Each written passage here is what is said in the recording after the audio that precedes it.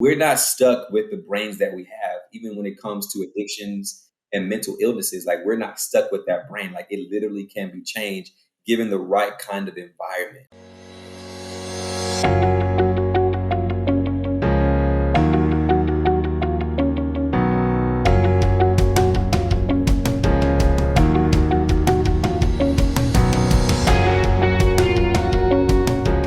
Thank you so much, Karlos, for joining me on Staying Ageless. I'm really excited to have you here today. Thank you. I'm so glad to be here as well. Thank you for the opportunity. Yeah, no, I'm really excited to talk to you about addiction and mental health and what you do with your patients. But I want to start with what made you decide to become a therapist in the first place? I think we need more men of color in that space, so it's really awesome to see you doing the work that you do. Absolutely. So, my journey into the mental health profession, I would say that I didn't actually start off as a youngster saying, "Hey, I want to become a therapist, or I want to go into the mental health profession." I really say that this career choice really found me. And at the right season, the right time of my life, I really came into this profession. And so, after having my own, I would say, existential crisis, trying to know what my identity was, what my purpose is, why am I on this planet? Really, just kind of going through a lot of those kind of big life questions and trying to figure out what I'm supposed to be doing is what led me into going into the mental health profession. And so I went back to school, got my degree at Dallas Theological Seminary here in Dallas, Texas. And it was honestly just the best decision that I say that I could have ever made in my adult life, just switching up my career. And what's interesting about it is also that as a kid, I've always kind of really been big into interpersonal relationship, conflict resolution. Being that mature kid who still has his kid side, but also being around a lot of older adults. I kind of grew up a little faster in some ways, or matured in some ways faster. And so, even with that, just seeing a relationship conflict within my own family, between my mom and stepdad, and all that kind of stuff, really made me more aware of those kinds of issues. And I used to be a fan of like Dr. Phil growing up, shows like that where they had psychotherapists on, or Oprah always had some kind of deep revelatory episode on her talk show. So I remember watching that kind of stuff and being intrigued by it, but I never thought of myself as going into that profession. So now that I'm here, I really say that it was a God ordained move for me to be here. I love the work that I do as a therapist. I'm really passionate about it. It is very fulfilling. Just getting to see the kind of people and the kind of things that I get to see on a regular basis in my outpatient setting, as well as an intensive outpatient setting. And then also getting to work with minorities is really a big passion of mine. So I work with a lot of teens and adolescents, get to see a lot of young Black men in my office, in my outpatient setting. And that's just really encouraging and motivating. And one of the things that I love about that as well is that I see a lot of myself in the people that I work with. So Right. not necessarily that every single thing they go through I've gone through, but I can see a lot of correlation in their life experiences and my life experiences, and being able to relate to them and have empathy for them where they are to help them through their change process. Yeah, I'm so glad you talked about that, just because I really do think it is it's a super important part of care from any type of health profession, mental health, physical health, whatever, because we're seeing a lot of racial bias and microaggressions come up as an issue. My patients deal with it all the time, and they're always telling me these crazy stories. Hmm. And it's like, what is the disconnect? And there's something that happens when you can look at someone and at least be like, that could be my sister, or that could be me when I was younger, or Hmm. whatever it is. That is, I think, important to the kind of care. I mean, I would hope that any health professional will be able to deal with any race in a fair and just and empathetic manner. But Absolutely. unfortunately, it's come across my desk that there's just so many women having horrible experiences when they're not dealt with, when they're not dealing with people of color or that are empathetic, and also servicing them either in the mental health or doctors or whatever it is. Hmm. Yeah, representation matters. It matters in every area of our life, from entertainment to sports to healthcare. that representation matters, and we see it's just kind of an innate thing in us, to see similarities and commonalities amongst people. Sometimes, obviously, the first thing that we notice is how a person looks, and for some reason, that just makes us feel more comfortable with certain types of people. But yeah, Yeah. I do get to work with a diverse population. Like I see, of course, I see black men, I see couples, I see a lot of adolescents. I have clients that are from the LGBTQI community. So it's a really diverse opportunity for me to really relate and see people from different walks of life. Are there a lot of common things that all of these people from different walks of life are struggling with that you find as like a recurring theme in your office? Absolutely. There's always a presenting issue of something that, well, with any mental health thing, it's about probably stress, anxiety, depression are probably some of the major things that I see. In my intensive outpatient setting, I'm dealing with kids that are high risk with suicidal ideation, self-harming, and so life Mm, in some way or another in their life has become unmanageable, and they've turned to mm, cutting, they've turned to trying to commit suicide. They've turned to mm, drugs and alcohol. They may have sexual trauma. And I just think a lot of the commonality for all of us is that there's something that has happened, or we're just not able to achieve homeostasis in our mental health and in our physical health. And so I think the commonality in all of them is that they're trying to achieve some type of balance in their life. yeah. Hmm. And sometimes that trauma, well, let's talk about addiction. So sometimes Okay, trauma can also lead to addiction, right? absolutely. Hmm. But I mean, I guess what are the common ways that you've noticed that what leads us to get addicted in the first place? Like what can lead us down that pathway? Yeah, so like you said, there are a lot of different ways, and I guess you could say open doors into the world of addiction, whether it is from a traumatic circumstance, for instance, if it was sexual trauma and it may lead to a form of sexual addiction, or gender identity things, all of that can happen. For the kind of addictions that I see commonly with like drug and substance abuse, I would say like grounding it in that, it's usually because of something like irritability, discontentment with life, just boredom, you know. But then also curiosity. With a lot of teenagers and a lot of young people, curiosity leads them into addictive patterns, whether it be the cell Mm, phone, whether it be YouTubing, whether it be uh, porn, you know, whether it be food, and then also, of course, alcohol and other types of traditional things we think about when we think of drugs. It could just be a form of curiosity in the beginning. And then when the brain gets hooked on it because of the dopamine and the reward pathway that's being created from that continual stimulation, then it becomes an impulse and it becomes compulsive and an addictive pattern in their life. And what a lot of times you'll mm, see is that when they move from the irritability and the boredom and the discontentment or the just area of curiosity, they're using this specific thing to fill some type of void, mm. so whether it's loneliness, whether it's unfulfillment in other areas of my life. And so if I continue to eat a certain way, that feeds my addiction. If I like, emotional eating is a real thing, you know, Yeah. eating when you're sad in a certain way, and it's usually comfort food, sweets and refined carbs and all that kind of stuff. But then if it's alcohol, numbing, a lot of them talk about escaping the reality, numbing the pain of the reality, wanting to feel something different than Yeah. their current reality. Hmm. So are you helping people get to the root cause of these things? So they're bored, they're numbing, but is part of the work like actually getting to what is underneath all of that? Absolutely. I think I would be doing them a disservice as a therapist if I wasn't addressing the root causes of the issue. And in the intensive outpatient setting I work in, we have a collaborative team. So there's a team of therapists, there's an MD who's a psychiatrist, there's a nurse on staff here.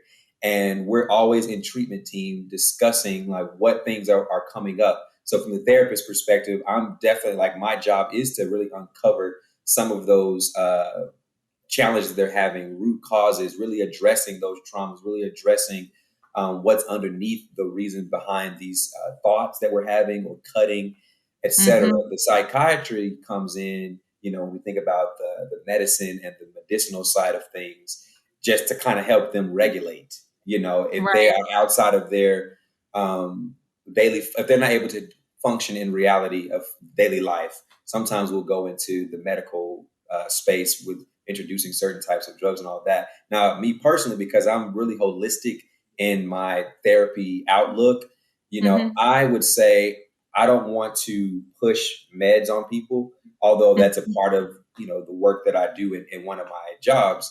Mm-hmm. Um, I would definitely say let's talk about, like I said, the root causes. But then I like to check in with my clients. I like to address like, how are you feeling mentally today? How are you feeling emotionally, Mm-hmm. physically? Because we know they're all intertwined.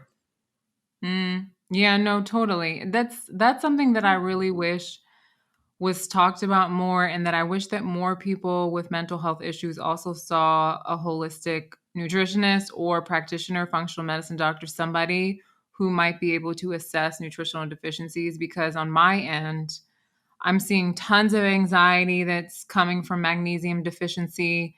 I Hmm. see there are some people, I actually worked with clients where I've worked with them and their psychiatrist or their therapist to find meds that are not going to cause long term nutrient deficiencies. Because sometimes Yeah, these drugs, strangely enough, deplete some of the nutrients we need to actually have a good mood. So it's kind of hmm, weird because they yeah, can work to some degree, but then long term, you're depleting these nutrients that you really need, like a lot of B vitamins and stuff like that. absolutely. So yeah, I found that I really wish that there was more of a, like, just like you were saying, a team approach, but like a team approach looking at like, okay, let's support this person from a nutritional lifestyle perspective, because even the serotonin boost that they're trying to get from the drugs, it's like, let's get them hooked on exercise, or Mm, you know. yeah. So if it came from that perspective and they were talking through all their stuff, I feel like it could be a more powerful and more lasting way of helping people rather than just medicating them.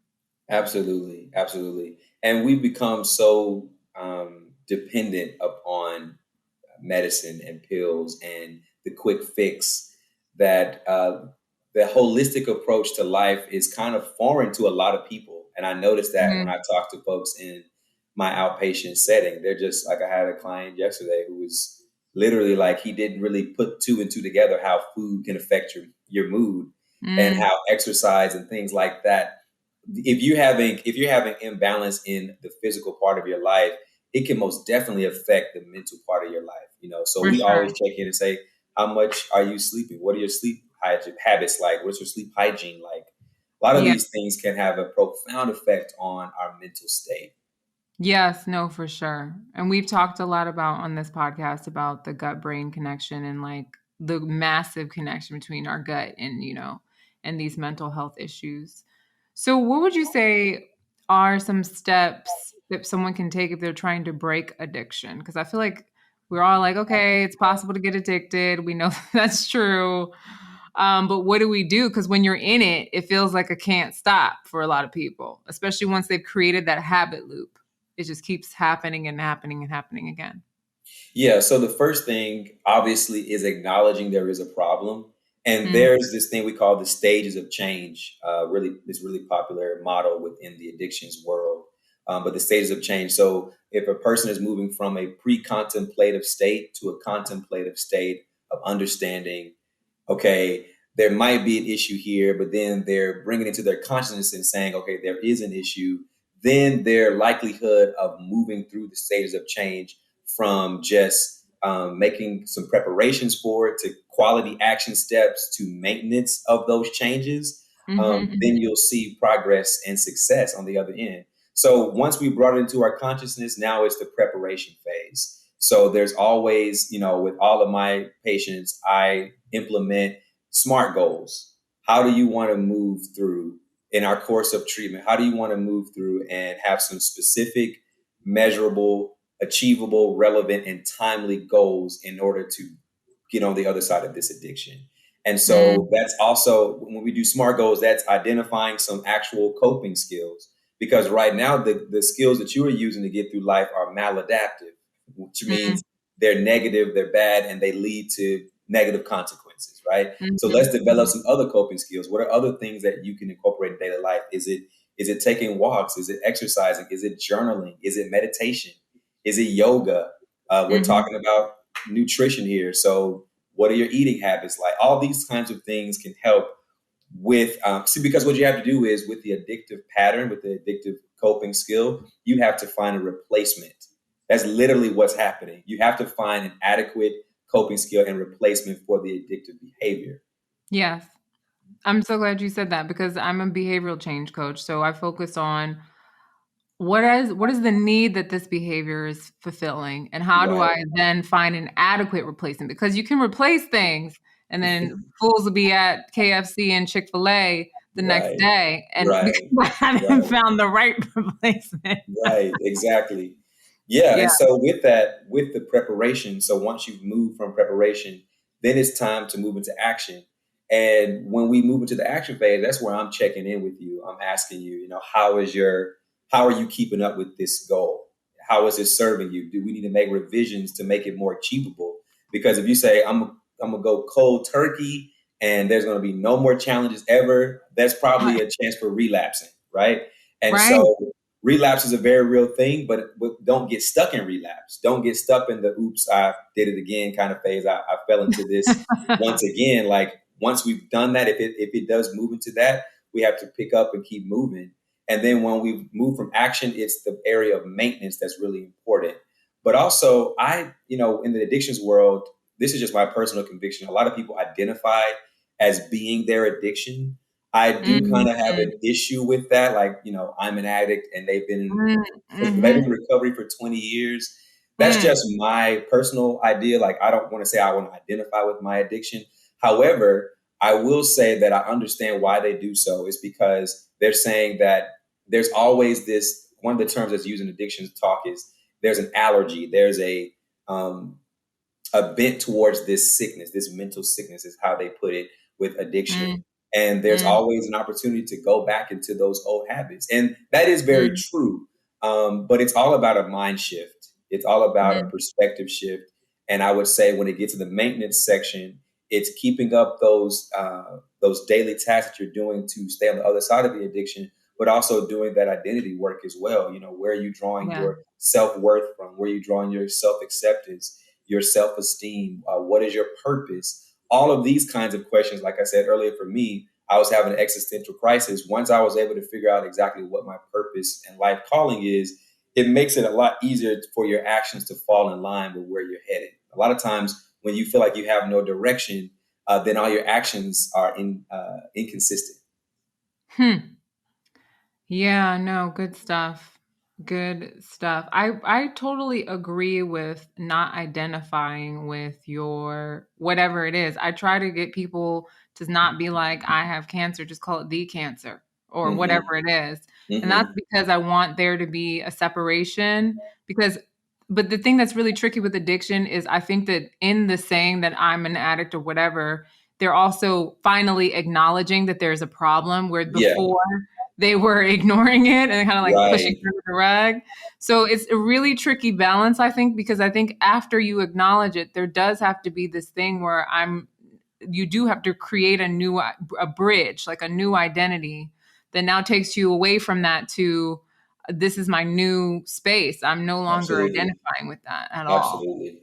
Absolutely. Yeah. And you can still take ownership of your actions without Mm, saying that I am this right. all the time. You can still take responsibility. Like I have an addiction issue, I have a mental health issue, I have some challenges, I'm dealing with those. Like it's just about I think you talk about behavioral health. So like when you think of I do a lot of kind of CBT stuff with which is Hmm. cognitive behavioral therapy.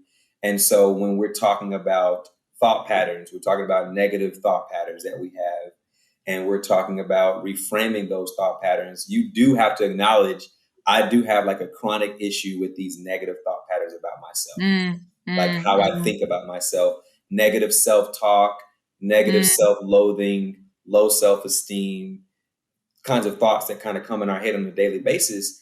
And the work that we have to do is first notice it, acknowledging that it's there, but then also finding evidence to support or deny this truth claim that's coming to us. Like, is this really the truth that mm, I want to stand in?